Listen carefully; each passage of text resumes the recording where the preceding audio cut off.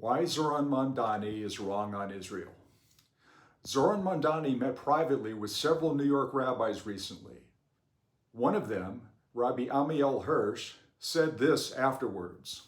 He believes that Israel has no right to exist at all as a Jewish state in any territory.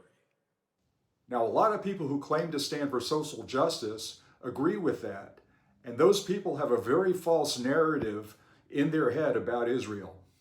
I won't get in the weeds on that. I'll just cut to the bottom line.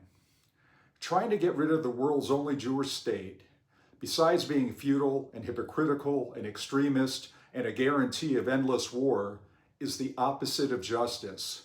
And here's just one reason of many. Most Israeli Jews today are the children, grandchildren, or great-grandchildren of refugees from Jewish communities throughout the Middle East and North Africa. Those Jewish refugees fled to Israel, their only tiny sanctuary in their indigenous region. Jews were subjugated in that region for 1,400 years and ultimately ethnically cleansed to Israel by the same supremacist ideology that wants to ethnically cleanse them out of Israel.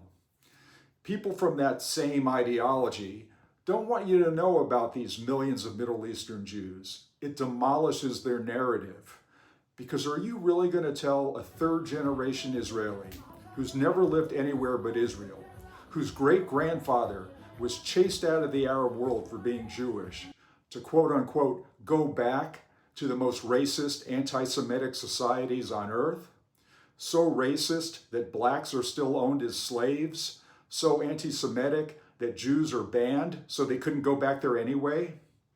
Is that supposed to be social justice?